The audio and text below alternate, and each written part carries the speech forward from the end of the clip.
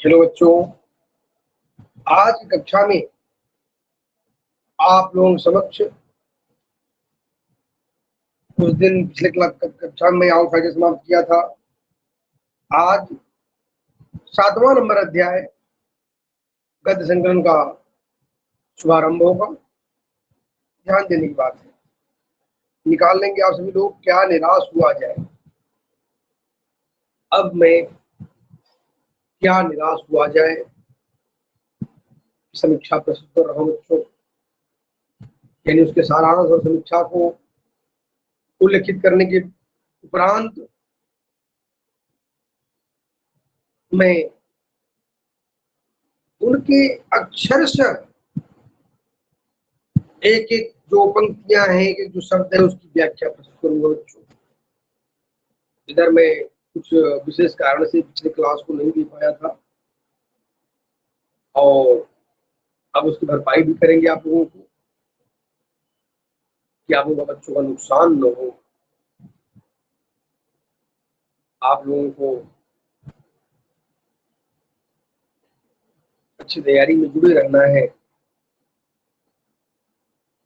तो भरपूर प्रयास करना है आप लोगों को, क्योंकि मैं तो मार्गदर्शक रहूंगा। लेकिन आप लोग टीचर में से बात जान लो बच्चों, teacher is like the coach, student is like the player. यानी मैं आपका कोच हूँ, आप प्लेयर हो। आपकी हर समस्याओं का समाधान करना मेरा परम दायित्व। ये बात अवश्य समझिएगा आप लोग। अब मैं इस अध्याय में क्या महत्वपूर्ण बातें हैं उसकी समीक्षा। क्या निराश हुआ। वैसे मूल रूप से बच्चों ये एक निबंध शैली है, ये एक निबंध है। क्या निराश हुआ जाए। जिन्होंने साक्षात्कार शैली में अपने विचारों को स्पष्ट किया। आजकल की समस्या, भले ही यह निबंध आज 50 साल पहले लिखा गया हो, लेकिन आज भी यह निबंध बहुत ज्वलनशील है। बर्निंग टॉपिक्स पर मानो डिपेंड है। भारत की सबसे अहम समस्याओं को यह निबंध मूल्यांकित करता है बच्चों। बहुत बड़ी बात है अपने आप में बच्चों। जैसे आजकल आप देखते हो, बहुत से लोग यही बात करते हैं, देश की हालत बहुत खराब है। अरे क्या खराब है भाई। खुद नेगेटिव सोच के होते हैं और दूसरों को नेगेटिव बातें बताते हैं। कभी हमें नकारात्मक विचारों का नहीं होना चाहिए, हमें हर में सकारात्मक विचारों का होना चाहिए। एक बात जानो बच्चों, हम जैसा सोचेंगे वैसा ही होता है, इसलिए कभी निगेटिव मत सोचो। नकारात्मक विचारों को आप सदैव के लिए दूर फेंक दो, सब कुछ अच्छा होगा। ये बात हमारे लेखक ने अजय द्विवेदी ने बताया। क्या निराश हुआ जाए। निराश होने की जरूरत क्या है भाई। कहते हैं जब मैं समाचार पत्र पढ़ता हूँ, आज भी वही समस्या है। पेपरों में पढ़ते हैं, समाचार सुनते हैं, चारों तरफ लूट मार, डकैती, चोरी, धोखा, फरेब, ये तमाम घटनाएं। यानी भाई चोरी डकैती आप आज भी वही देखते हो। चोरी डकैती बलात्कार तमाम समस्या आज भी समाचार पत्र भरे पड़े रहते हैं। यानी आज भी समाचार अगर आप देखो तो लगता है कि पूरे देश पत्र हो चाहे मीडिया हो, सभी लोग या दूरदर्शन क्यों हो, सब जगह नकारात्मक विचारों से कोई समाचार मिलता है। जबकि लेखक का मानना है बच्चों कि हमारे देश में सकारात्मक समाचार होते हैं। हम पॉजिटिव भी समाचार को देखें और सुने। जितने एक गलत समाचार आता है, समाचार में गंदी न्यूज आते हैं, तो उसको हम लोग खूब तारीफ करते हैं, खूब बातें करते हैं, खूब चर्चा करते हैं उस पर। लेकिन अच्छी बातों पर चर्चा हम नहीं करते हैं। अगर आप देखते देखते हो, कोई आदमी करोड़ों घुराला करता है, अरबों घुराला करता है, चारों तरफ चर्चा हो रही है अरबों घुराला किया है, लूट लिया देश को। और जब इस लूटने की प्रक्रिया में कहीं न कहीं बहुत लोग शामिल हैं। जो आदमी, यानी आप सोचिए, ईमानदारी सोचिए, देश को लूटने की प्रक्रिया में बहुत लोग शामिल हैं। जो अपने कर्तव्य को, अपने उत्तरदायित्व का निर्वहन ठीक से न करता हो, वह भी लूट ही रहा है, अगर एक प्रकार देखा जाए। वही बात लोगों ने लिखा, कभी मन जो है बैठ जाता है चारों तरफ नकारात्मक समाचारों को देख करके, समझ कर। लेकिन ऐसी बातें नहीं हमारे देश में। भाई हम नकारात्मक विचारों पर ध्यान न दें। जैसे आजकल आप देखते हो, कोई आदमी किसी ऑफिस में काम करता है, सरकारी कर्मचारी है, अगर वो ये कहता है अरे भाई मेरी सैलरी 60,000 रुपए है और 40-50,000 रुपए में आउट इनकम कर लेता हूँ, बाहरी इनकम कर लेता हूँ, यानी रिश्वत लेता है, वो रिश्वत लेता है। आजकल जनता उसकी तारीफ करती है, क्या कहती है, अरे क्या माइंड है, भगवान ने सरकारी सर्विस दिया, लाखों रुपया सैलरी है, लाखों रुपया आउट इनकम है। मतलब करप्शन, उस करप्शन को बढ़ाने में हमारा आपका योगदान है। हम करप्ट व्यक्तियों को, भ्रष्टाचारी व्यक्तियों को, ऐसे ऑफिसरों की तारीफ क्यों करते हैं? यह बड़ी विडंबना की बात है। इसी बात को लेखक ने समझाने का प्रयास भी किया।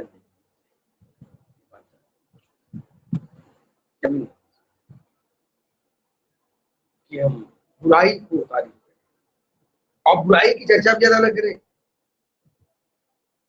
बुरे कर्म की चर्चा भी नहीं हो, बुरे कर्म को सुने भी नहीं, और बुरे कर्म को देखे भी कम, यानी देखने में भी अनदेखा न करें, समाधान करने के प्रयास करें। आगे यही बात लेखक ने बताने का प्रयास किया कि हम लोग गलत न्यूज को जितना प्रचारित और प्रसारित करते हैं, मेरा करबद्ध प्रार्थना है ऐसे देशवासियों से, यानी नकारात्मक समाचार को न फैलाए। भाई समाचार में सकारात्मक समाचार होते हैं, जैसे किसी की बच्चे किसी ने जान बचाई, किसी ने बहुत ईमानदारी से हमारे सामने परिचय आया, किसी ने किसी की जान बचाई।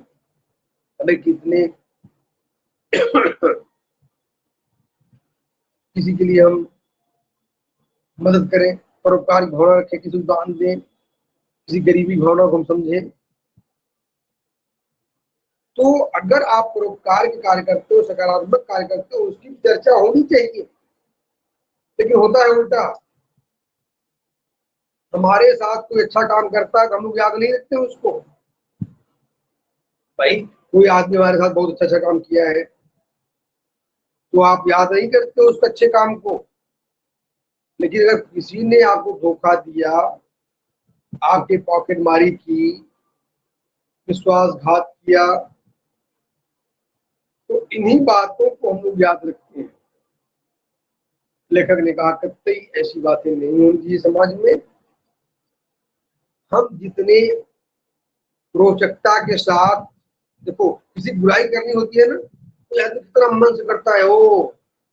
नहीं आजकल तो ये आदत बन गई मनुष्य की, पर निंदा पर चर्चा, दूसरे की चर्चा होती है, दूसरे की आलोचना होती है, दूसरे की निंदा की बातें हम लोग करते हैं और बड़ा मजा लेते हैं, बड़ा रस लेते हैं किसी की आलोचना करते समय। लेखक ने कहा बिल्कुल ऐसी बात नहीं होनी चाहिए। किसी की आलोचना, किसी का मजाक हम जल्दी न ले बच्चों। ठीक बात में आ गई आप लोगों को, आगे बढ़ रहा हूं बच्चों। यही बात लेखक ने बताने का प्रयास किया जगह जगह। एक बात लेखक ने रामचरितमानस की, तुलसीदास जी ने जो लिखी बात, उसको भी यहाँ उल्लेखित किया। सीधत साधु साधुता शोभती, खल बिलसत दुर्गमति भई। सीधत साधु लोग, यानी अच्छे लोग, सज्जन लोग अपनी साधुता को, अपनी ईमानदारी को, सज्जनता को बचा रहे हैं किसी प्रकार से, सीधे सिलाई कर रहे हैं, जिस प्रकार ईमानदारी हमारी बची रहे, इज्जत प्रतिष्ठा बची रहे प्रभु। किसी यानी साधारण व्यक्ति ईमानदार व्यक्ति अपनी ईमानदारी को बचा रहा है, किसी प्रकार से जिंदगी जी रहा है, वो तो जल्दी विकास नहीं करता है। साधुता शोभती, अपने साधुता को शोभायमान बनाने के लिए, उसे बचाने के लिए हर संभव प्रयास करता है। लेकिन खल बिलसत दुर्मति भाई, दुष्ट लोग विकास कर रहे हैं, रोज आना विकास कर रहे हैं। अगर दुष्ट आदमी है तो कोई रोज क्या पूछना है भाई, आज आप देखो ईमानदारी से, ईमानदार व्यक्ति है 60,000 70,000 अगर स्किल पाता है तो वही कुछ नहीं कर पाएगा जिंदगी में। अगर ईमानदार है तो ईमानदार होना अच्छी बात है, लेकिन कोई आदमी है 60-70,000 रुपया सैलरी पाता है, 1,00,000 रुपया अगर वो करप्शन करता है महीने में, तो बहुत जल्दी विकास करेगा। और लोग उसी का एग्जाम्पल देते हैं विकास में, क्या विकास किया भाई। कवि ने, यानी लेखक हमारे महामहिम भजन द्विवेदी जी ने एक बहुत बड़ी बात हमारे भारतीय समाज के नागरिकों को लिखित कर दिया कि भारतवासियों, एक बात जान लो, जितना मन से तुम बुराई की तारीफ करते हो, उतने ही अच्छे मन से अच्छाई की तारीफ क्यों नहीं करते हो भाई।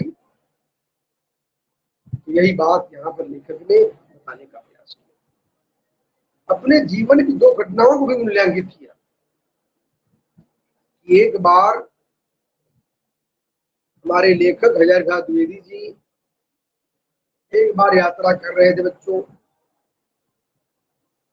तो जनरल क्लास की टिकट कटाई उन्होंने, ट्रेन बैठे, जल्दबाजी थी, तो 100 रुपए की नोट दिए थे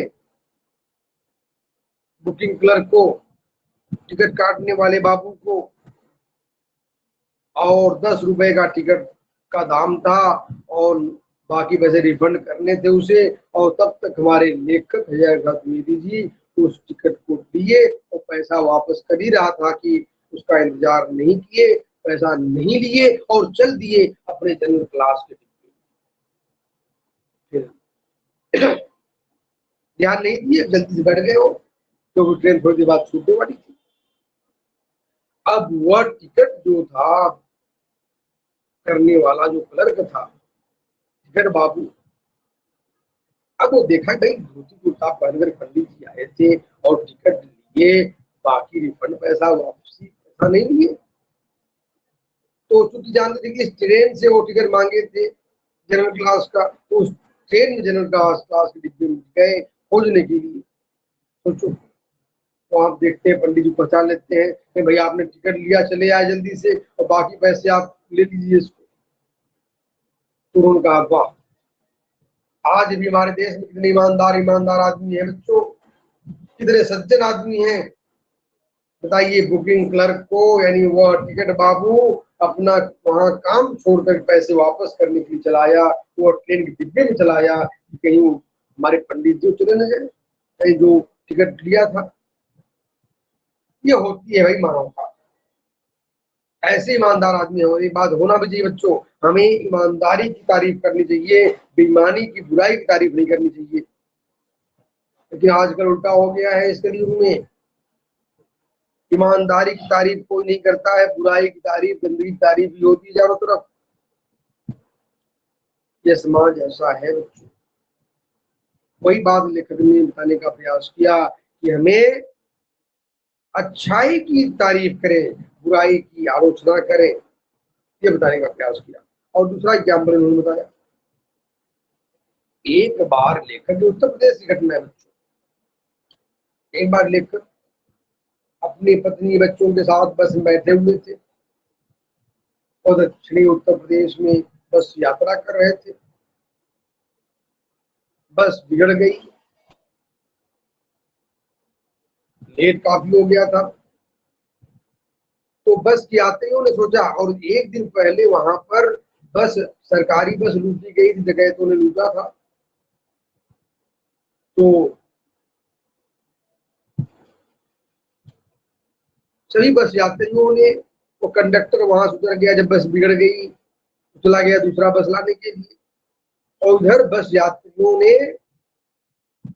उस ड्राइवर को पकड़ लिया, दबोच लिया कि अब इसको हम छोड़ेंगे नहीं, इसको मार देंगे, क्योंकि वह कंडक्टर को भेज दिया है डकैतों के पास सूचना देने के लिए सभी लोग कंडक्टर ड्राइवर पकड़ लिए थे। कंडक्टर तो नहीं था, नया बस लाने के लिए गया था। सारे यात्री क्रोध से आग बबूला हो रहे थे। अब बेचारा ड्राइवर गिड़ा रहा था कि मेरी जान बचा दो, छोड़ दो भाइयों। लेकिन पंडित जी ने, हजारनाथ द्विवेदी जी ने उसके पास गए और सभी बस यात्रियों से बोलते, भाई ठीक है, जब डकैत लोग आने लगेंगे, कोई घटना अप्रिय घटेगी, तब आप लोग इसको जो मारना है जो करिए करिए, अभी तो अपनी घटना नहीं घटी है, इसको जाने दीजिए। हाँ, पकड़ के रखिए, ठीक है, जब अप्रिय घटना घटे तब उसको आप पनिशमेंट दीजिए, मारिए पीटिए, जो करना हो। लोगों ने बात मान ली उनकी। तो बच्चे भी भूखे प्यासे सब थे, गर्मी का मौसम था, व्याकुल हो रहे थे सब बच्चे, सभी लोग, बस यात्री भी। और वैसे भी उत्तर प्रदेश में भयंकर गर्मी पड़ती है, बच्चों आग बरसती रहती है इससे मन। तो काफी देर के बाद देखते क्या है, वो सभी बस यात्री एक दूसरी बस लेकर बस कंडक्टर उसमें बैठा हुआ चला रहा है। और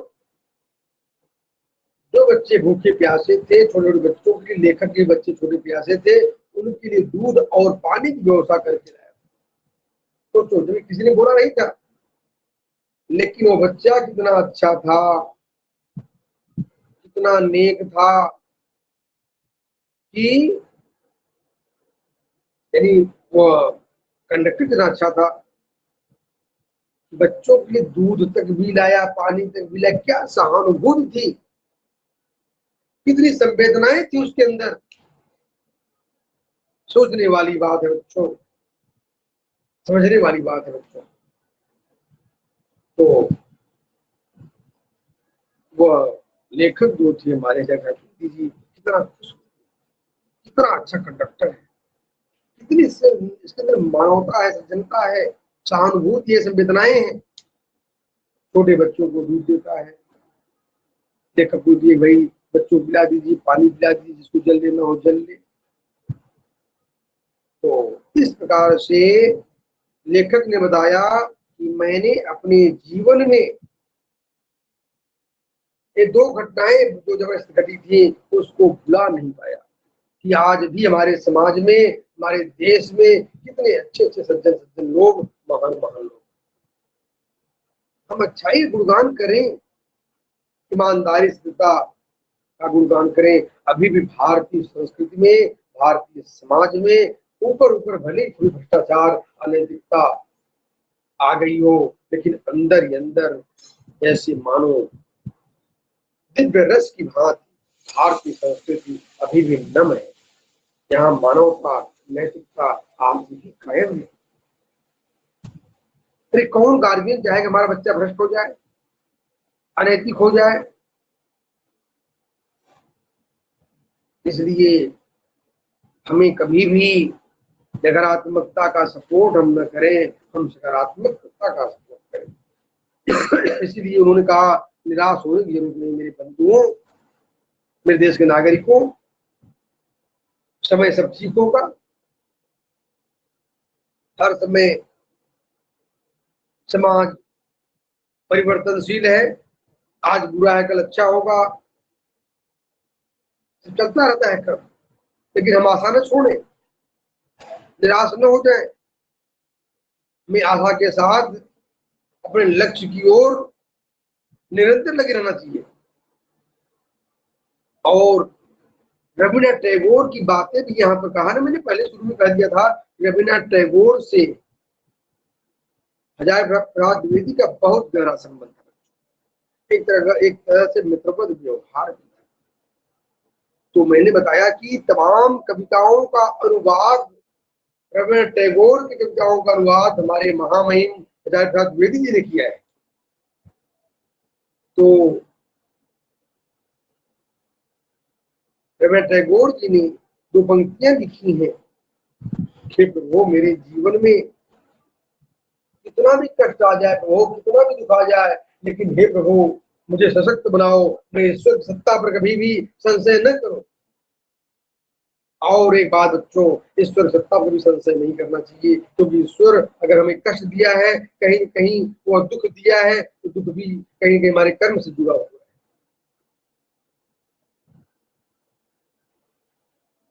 और ये बात प्रभु कृष्ण ने भी कहा है कि हमारे इस कर्म में जो कुछ हो रहा है, जरूर नहीं किसी कर्म का हमारे फल हो, पुनर्जन्म का कर्म हो सकता है, उसके पुनर्जन्म का भी कर्म हो सकता है। इसलिए हमें घबराने की बिल्कुल जरूरत नहीं है। हमें अच्छे मन से, अच्छे भाव से, अच्छे कर्म के साथ में मनसा वाचा कर्मणा अपने आशावादी भावों से आगे बढ़ना। मैंने रवींद्रनाथ टैगोर की दो पंक्तियां कितनी मार्मिक तरीके से हमारे द्विवेदी जी लिखते हैं। क्या लिखते हैं? एक्चुअली लाइनें बंगला की थी, और बंगला की लाइनें को बंगला स्टाइल में हिंदी में लिखा है इन्होंने। क्या सुंदर लिखा! संसारिते लभिते क्षति पाइले सुधु वंचना तुमा के चेन कोरी संशय। ये बंगला भाषा है। मैं बंगला स्टाइल पढ़ाऊं बच्चों आप लोगों के लिए।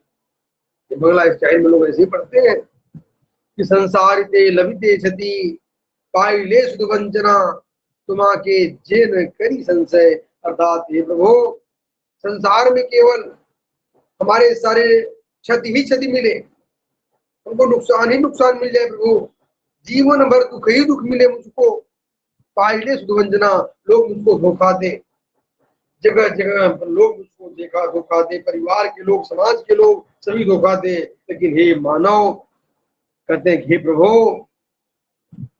तुमा के जेन करी संशय, हे प्रभु तुम्हारी सत्ता पर मैं कभी संशय न करूं।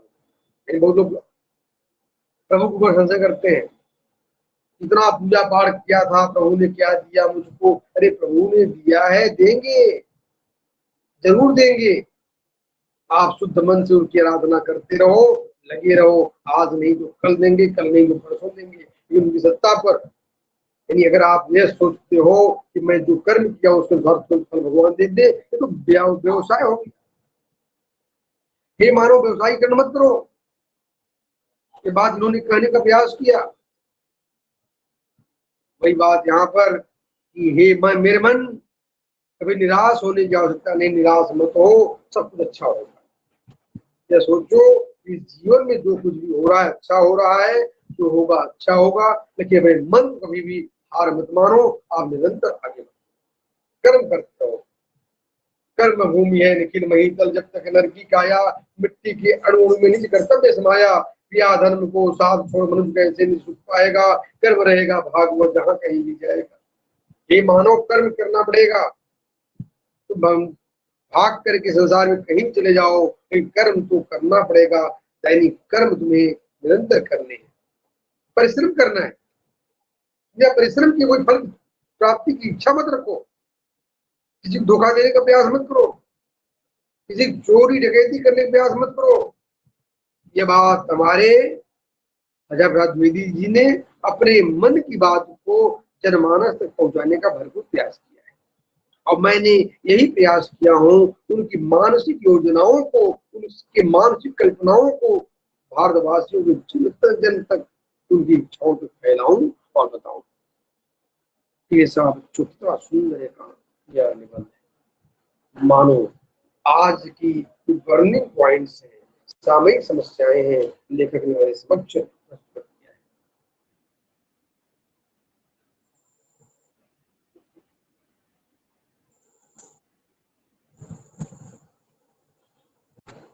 बात है बच्चों? हेलो, ठीक है। अब मैं कहानी का यानी इस निबंध का पाठ वाचन करने जा रहा हूँ बच्चों। अगर कोई डाउट होगा तो पूछते रहिए, और मैं भी अक्षर से समाधान प्रस्तुत करूंगा। मेरा मन कभी कभी बैठ जाता है, समाचार पत्रों में ठगी डकैती, चोरी तस्करी और भ्रष्टाचार के समाचार भरे रहते हैं। लेखक ने बताया कभी कभी मेरा मन उदास हो जाता है जब मैं देखता हूँ समाचार पत्रों में, दूरदर्शनों में, यहाँ वहाँ चोरी, डकैती, भ्रष्टाचार, इस समाचार में सुनता हूँ, बड़ा कष्ट होता है, बड़ा दुख होता है कि हमारे भारतवर्ष में ऐसे ऐसे लोग ही हैं जिनके अंदर ईमानदारी नहीं बची है। लेखक को भी कष्ट होता है।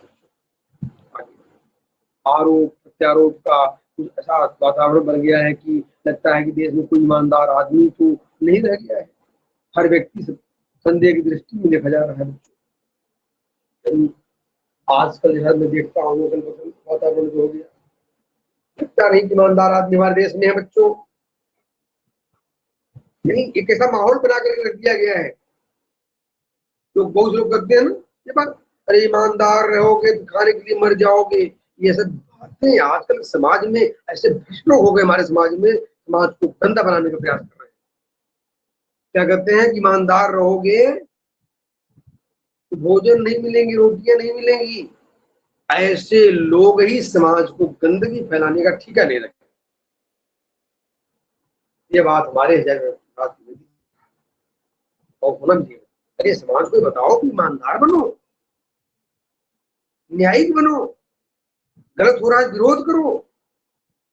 ऐसे समाज की कल्पना होनी चाहिए बच्चों। आजकल ऐसा समाज हो रहा है कि अन्याय हो रहा है, भ्रष्टाचार हो रहा है और आप विरोध करने की हिम्मत नहीं रखते हो और उल्टा कहते हो कि चारों तरफ भ्रष्टाचार हो रहा है। अरे जब आप खुद अपनी आंखों से भ्रष्टाचार हो रहा है और आंख मूंद लेते हो तो क्या उम्मीद करोगे समाज से। इसलिए लेखक ने आप सभी लोगों को इतनी अच्छी बातें बता रहे हैं। जो जितने ऊंचे पद पर है उनमें उतने ही अजीब दोष दिखाए जाते हैं। आज जो अभी बड़े ऊंचे पद पर है लोग उनमें दोष देखते हैं, दोष दिखाए जाते हैं। वो आदमी करप्ट से करप्टेड है, ये कर दिया वो कर दिया। अरे आप भी ऊंचे पद पहुंचो। अरे किसी की दोष को दूर करना बहुत बड़ी बात होती है, दोष गिनाना बहुत बड़ी बात नहीं होती बच्चों। आप लोग, मैं एक समाचार पत्र पढ़ा, एक दिन पढ़ रहा था, बहुत पहले की बात है कि लोग दूसरे में दोष ही देखते हैं। समाज कैसा है आप देखो, बहुत से लोग ऐसे मिलेंगे, किसी के यहाँ पार्टी में जाएंगे, भोजन करेंगे, भोजन करने के बाद ना दूसरे से मिलेंगे, कहेंगे ये मत मारो पार्टी, भोजन ठीक नहीं, ये रसगुल्ले महक रहे थे, दुर्गंध दे रहे थे, भोजन ठीक नहीं था। ये दूसरे की आलोचना कर लेना बहुत सहज बात होती है बच्चों। खुद आप पार्टी करते हो, खुद खिलाते हो, पता चलता है कि नहीं कितना महंगा पड़ता है बच्चों। इसलिए ये निगेटिव विचारों से कितने लोगों का जिंदगी भर का ठीका यही है कि मिलेंगे तो दूसरे की आलोचना ही करेंगे, दूसरे की बुराई ही करेंगे। ये बात लेखक ने बताने का प्रयास किया। मैंने बताया ना, इसमें कहानी दिया था, एक चित्रकार था बेचारा, देखा कि हमारा चित्र इतना अच्छा बनाता हूँ, इतना बढ़िया मेहनत करता हूँ, लेकिन लोग आलोचना ही करते हैं। तो एक खुदा कि मैंने एक प्लेटफॉर्म पर लगा दूं, अपने चित्र को प्लेटफॉर्म पर लगा दिया। बोला भाई इसमें अगर कहीं कुछ गलती हो तो टिक लगा दो, ताकि मैं अगली बार वो सुधार लूंगा। तो होता क्या है, चित्र को बना दिया। देखता क्या है कि जितने लोग प्लेटफॉर्म पर आते हैं गाड़ी पकड़ने के लिए, सब उसको देखते हैं, चित्र तो बनाया अच्छा है, लेकिन नीचे लिखा हुआ है नोट में, इस चित्र में कहीं कोई कमी हो तो टिक लगा दो। तो सभी लोग, कोई पेट में, कोई नाक में, कोई मुंह में, कोई शरीर में टिक लगा दिए। तमाम लोग जो आता था कहीं कहीं टिक लगा देता था। क्या बड़ी मुश्किल है, इतना मेहनत से मैंने सीखा और लोगों ने तो पूरा शरीर में पूरा हमारा चित्र ही गड़बड़ है। ये आपने गुरु जी के पास बोला भैया कि गुरु जी ये तुम्हारे, हम इतना सीखे, इतना मेहनत के लिए आज तक कुछ सीख नहीं पाए, लोगों ने पूरा चित्र में टिक लगा दिए हैं। बोले कि जाकर फिर लिख दो और इसी चित्र को चिपका दो, उसमें बोलना, नीचे नोट लिख दो, इस चित्र में जहां कमी हो उसको सुधार दीजिए। किसी ने पेन से कुछ सुधारा उधार नहीं था, सब ठीक ठाक था। इससे उम्मीद है बच्चों कि लोग दोष ही देखते, जब खुद करना होता है तो करने की हिम्मत नहीं होती किसी में। यही इसलिए हमारे समाज की है कुछ तो कोई कुछ करता नहीं है, और अगर कुछ करने वाले होते हैं तो आलोचना करते हैं। जैसे आजकल देखो हमारे देश में नकारात्मक लोगों की भूमिकाएं बढ़ रही है। जो करने वाले लोग मिलेंगे, ईमानदार नेता मिलेगा, ईमानदार लोग मिलेंगे, ईमानदार कर्मचारी मिले, ईमानदार जज मिल जाए, ईमानदार प्रधानमंत्री मिल जाए, ईमानदार मुख्यमंत्री मिल जाए, तो लोग उसकी जबरदस्त आलोचना करेंगे, सब पीछे पड़ जाएंगे। तो होता है ना, चोर चोर मौसेरे भाई, अगर हम चोरी काम करते हैं सारे चोर यूनाइटेड हो जाएंगे। वैसे भी ये बात सर्वविदित है, कटु सत्य है कि विद्वानों में एकता नहीं होती है बच्चों, लेकिन मूर्खों में, चोरों में, डकैतों में सबसे बड़ी एकता होती है। सारे मूर्ख तुरंत यूनाइट हो जाएंगे, सारे चोर तुरंत एकता यूनाइट हो जाते हैं। एक चोर जो बोलेगा पूरा देश चोर वही बोलेगा। यह देश की स्थिति है, समाज की स्थिति है बच्चों। वही बात लेखक ने बताने का प्रयास है। कभी कभी मन बड़ा दुखी हो जाता है चारों तरफ देख करके। एक बहुत बड़े आदमी ने एक बार मुझसे कहा था कि इससे सुखी वही है जो कुछ नहीं करता, जो कुछ भी करे लोग दोष खोजने लगेंगे, उससे दिए जाएंगे, दोषों को बढ़ा चढ़ा कर दिखाया जाने लगेगा। दोष किसमें नहीं होंगे, होते। यही कारण है कि हर साहसी, हर आदमी दोष से अधिक दिख रहा है, गुण कम या बिल्कुल ही नहीं। इंपॉर्टेंट है ना बच्चों, यानी आजकल हम लोग अच्छे से अच्छे आदमियों में उसका दोष ही देखते हैं। अगर कोई आदमी है, बुराई हो सकती है उसमें हो, लेकिन अच्छाई की संख्या अगर ज्यादा है उसको हमें महत्व देना चाहिए, उसको हमें महत्व देना चाहिए। और प्रयास ये करें कि बुराई की आलोचना करें, अच्छाई की आलोचना करें, तारीफ करें। आगे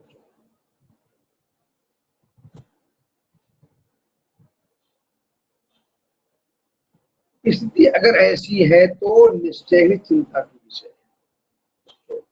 अगर चारों तरफ हम लोग नकारात्मक विचारों से भर जाएंगे तो पूरे देश में चिंता की विषय है। अपने आप में समस्याएं हैं, हमें नकारात्मक विचारों से अलग होना पड़ेगा बच्चों, जान लेना। क्या यही भारतवर्ष है जिसका सपना तिलक और गांधी ने देखा था? विवेकानंद और रामतीर्थ आध्यात्मिक ऊंचाई वाला भारतवर्ष कहाँ है? रविंद्रनाथ ठाकुर और मदन मोहन मालवीय का महान संस्कृत सभ्यता वाला भारतवर्ष किस अतीत के गहवर में डूब गया? यानी आज लेखक बहुत दुखी है, इस बात से दुखी है कि आजादी के पहले हमारे तमाम विचारकों ने, आध्यात्मिक विद्वानों ने बड़ा कल्पना किया था, देश को ऐसा बनाएंगे, एक सांस्कृतिक राष्ट्र बनाएंगे। फिर कैसा लहर चल रहा है, काम न करने वालों का आक्रमण, लोगों की भीड़ बढ़ती जा रही है। आज देखो हमारे देश की स्थिति हुई, भाई हम क्या करते हैं, सब राइट्स और ड्यूटीज, सब राइट की बात करते हैं, देश ने मुझको यह नहीं दिया, ये देना चाहिए, वो देना चाहिए। भाई सभी लोग करते हैं, मैं देखता हूँ समाचार पत्रों में पढ़ता हूँ, देखता हूँ कि सरकार मुझको क्या दे रही है, ये सरकार हमको क्या दे रही है, केंद्र सरकार मुझको क्या दे रही है, प्रांतीय सरकारें क्या दे रही है, हम क्या दे रहे हैं, लोग क्या दे रहे हैं, हम इसी पर केंद्रित हैं आजकल। लेकिन मैंने समाज और देश को क्या दिया, इस पर कोई विचार नहीं किया। भाई राइट इम्प्लाइज ड्यूटीज, पहले हमें ड्यूटीज के बारे में सोचना चाहिए, तब राइट की बात। कभी हमने ड्यूटीज की बात नहीं की, हमने समाज और देश को क्या दिया, कभी हम इस पर कल्पना नहीं करते, इमेजिनेशन नहीं करते बच्चों। लेकिन हम हर बार यही सोचते हैं कि सरकार ने मुझको क्या दे रही है। आप कभी भी सोचो बच्चों कि हमने अपने समाज को, देश को क्या दिया। हमें उस समय भी बड़ा कष्ट होता है, बहुत से लोग हमारे देश से अच्छे विचारक हैं, विदेशों में चले गए, भारत में पढ़े, पूरा जीवन भारत में रहे, तमाम स्कॉलरशिप भारत में लिए, लेकर करके चले गए पढ़ना अमेरिका में, कनाडा में, कहाँ कहाँ नहीं गए, और वहीं रह गए, अच्छे पदों पहुंच गए।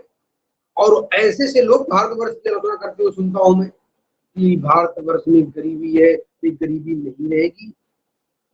जिस देश के नागरिक ऐसे हो जाएंगे, कुछ लोग ऐसे हो जाएंगे, तुमने ऊंचा पद पाया, तुमने अपने गांव के लिए क्या किया, अपने समाज के लिए क्या किया, अपने देश के लिए क्या किया तुम?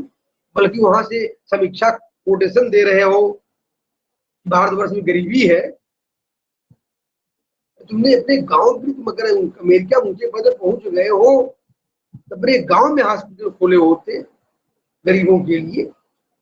अपने जिस गांव के शहर में तुमने पढ़ाई किया, जिस यूनिवर्सिटी में पढ़ाई किया, उसके अगल बगल में तुम कोई स्कूल खोले होते गरीब बच्चों के लिए, तो मैं मानता यहाँ आपने देश के लिए कुछ किया है। उस उल्टा कुछ किया नहीं आप, और आपने नकारात्मक विचारों से भरे पड़े हो, तो कभी भारत गरीबों का देश है, बड़ा कष्ट होता है ऐसे लोगों से मैं वक्तव्य सुनता हूँ, बहुत दुख होता है। तो बच्चों, जननी जन्मभूमि से स्वर्गादम के लिए सी, जननी और जन्मभूमि स्वर्ग से बढ़कर होती है, उसे मानने का प्रयास भी करें। धन कमाए ठीक है, लेकिन धन कैसे कमाते हो ये इंपॉर्टेंट है। धन सभी कमाते हैं, इस देश में धन कौन नहीं कमाता, लेकिन प्रश्न भी अपने आत्ममंथन किया करो कि धन कैसे कमाई। We have to earn the money, but we have to think that how can we earn the money? कैसे में कमाना है, गलत तरीके से नहीं। आप जब इस पर चिंतन करोगे हाउ कैसे में कमाए, तब आप में परिवर्तन। यानी कहते हैं आर्य और द्रविड़, हिंदू और मुसलमान, यूरोपीय और भारतीय आदमी आदर्शों को मिलन भूमि महामानव समुद्र, क्या सुख भी गया है। भारतवर्ष में महामानव समुद्र क्यों कहा गया है? सभी लोग मिलन केंद्र है इस भारतीय महामानव समुद्र में। सभी लोग मिले, आर्य द्रविड़ मिले, यहाँ क्रिश्चियन मिले, ईसाई मिले, मुसलमान मिले, बौद्ध मिले, जैन मिले, सबकी संस्कृति क्या नहीं मिला है। मेरा मन कहता है कि ऐसा ऐसा हो नहीं सकता। हमारे महान मनुष्यों के सपनों को का भारत है और रहेगा। ऊपर की सतह पर जितना ही कोलाहल और उथल पुथल क्यों न दिखाई दे रही है, नीचे शांत और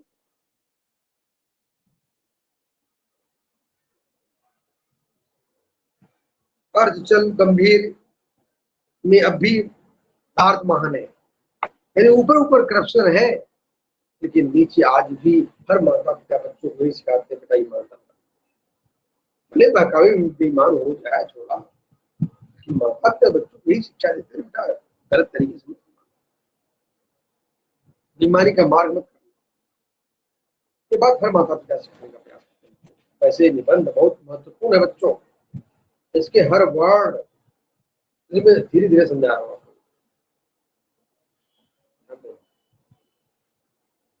क्या बात है इन्होंने कि भारतवर्ष महान है, अनुकरणीय है। यह सही है कि इन दिनों कुछ ऐसा माहौल बन गया है कि ईमानदारी से मेहनत करके जीविका चलाने वाले निरी और भोले भाले श्रमजीवी जिस लाइन इंपॉर्टेंट बच्चों, आज ये बात सही है, मैं मानता हूँ थोड़ी देर के लिए, ईमानदार लोग परेशान है, अच्छे लोग परेशान होते हैं बच्चों। इसलिए इसका मतलब नहीं होता मैं ईमानदारी छोड़ दूं बच्चों। ईमानदारी का फल मिलेगा, निश्चित मिलेगा। आप ईमानदार हो, आपके बच्चे अच्छे पद पर होंगे, मेहनती होंगे, लेकिन अगर आप बेईमान हो जाओगे तो निश्चित उसकी भरपाई आपके बच्चों को कहीं करनी पड़ेगी, आपके नाती खुदों करना पड़ेगा। इसलिए बच्चों, ईमानदारी के मार्ग को छोड़ने का प्रयास करना, यही शिक्षा हमारे लेखक महोदय आचार्य। आगे बच्चों ध्यान दो। आगे उन्होंने बताने का प्रयास किया कि झूठ और फ्रेब का रोजगार करने वाले फल फूल रहे हैं। ईमानदार की मूर्खता का प्रयास समझा जाने लगा है। सच्चाई केवल भीरू और बेबस लोगों की हिस्से पड़ी है। ऐसी स्थिति में जीवन के महान मूल्यों के बारे में लोगों का आस्था हिलने लगा है। यानी बच्चों, आजकल जो लोग ईमानदार होते हैं बिल्कुल लाचार समझते, बेबस, क्यों? मौका नहीं मिला इसलिए ईमानदारी की बात करता है। मौका मिला तो जरूर भी बनता है इसलिए। लेकिन ये बातें अच्छी है बच्चों। इस तरीके से लेखक महोदय हमारे जगन्नाथ द्विवेदी जी ने ये बताने का प्रयास किया कि बहुत से लोग यानी ईमानदारी को लाचारी और बेबसी का प्रतीक मानते हैं। ये कतई ऐसा हमें नहीं समझना। लेकिन ये बात तो हकीकत है कि ईमानदार लोग ही समाज में पिस जाते हैं, समाज में फंसा। लेकिन इसका मतलब है कि ईमानदारी बात नहीं है, पर इसकी विवक्षता शायद पहले कभी इतनी विकराल होकर नहीं प्रकट हुई। आज से 400 साल पहले बाबा तुलसीदास ने कुछ ऐसा ही माहौल देखा था। वे व्याकुल भाव से कह गए हैं, यानी उन्होंने लिखा तुलसीदास जी ने कि साधु लोग, ईमानदार लोग अपनी इज्जत को बचाने में परेशान रहते हैं बेचारे। बेईमान लोग, दुष्ट लोग लगातार आगे बढ़ते हैं। लेकिन इसका मतलब कतई नहीं होना चाहिए बच्चों हमें बेईमानी और गलत मार्ग ये बात लेखक ने बताने का प्रयास किया। कहते हैं तो बाबा तुलसीदास ने क्या लिखा था? सीधति साधु साधुता शोभति खल बिलसत दुर्तिमत भई। यानी परंतु आधुनिक साधु यानी सीधन साधु साधुता, साधु अपने साधुता को यानी अपनी जिंदगी जो सी रहा है बेचारा, किसी प्रकार चला रहा है। साधुता सोबत अपने साधुता को बचा रहा है, शोभायमान कर रहा है, लेकिन किसी प्रकार बचा रहा है बेचारा। खल बिलसत भाई, आजकल दुष्ट लोग लगातार नए नए ऊंचाइयों पहुंच रहे हैं, विकास। परंतु आधुनिक साधनों और सुविधाओं के साथ साथ धन संकट की प्रवृत्ति को जैसा बढ़ावा इस समय मिला है, वैसा उन दिनों तक नहीं था। भलाई का विषय बेहिसाब बढ़ गया है और इसी अनुपात में बल्कि कुछ अत्यधिक मात्रा में है। साधुता का सोच भी बढ़ा है। तुलसीदास जी ने महान जीवन मूल्यों में आस्था नहीं छोड़ी है। लगता है उनके समकालीन अधिकांश लोगों में भी नहीं छोड़ी थी, फिर आज भी छोड़ने की जरूरत नहीं है। यानी ये बात बताने का प्रयास किया बाबा तुलसीदास के माध्यम से। ईमानदारी और साधुता को छोड़ने का प्रयास नहीं करना चाहिए बच्चों। तो ठीक है, वैसे निबंध है, निबंध में हर वर्ड ही आपके लिए इम्पोर्टेंट होता है बच्चों। तो आज कक्षा में यहीं पर समाप्त करता हूँ और अपनी अपनी समस्याओं को चैटिंग बॉक्स में अवश्य रखें, अपने विचारों को, अपने मंतव्यों को रखें, ताकि क्लास को और सुचारू रूप और सुव्यवस्थित रूप में देने का प्रयास करूं, क्योंकि आपकी समस्याएं और उसका समाधान खुद करना ही हमारा परम लक्ष्य है।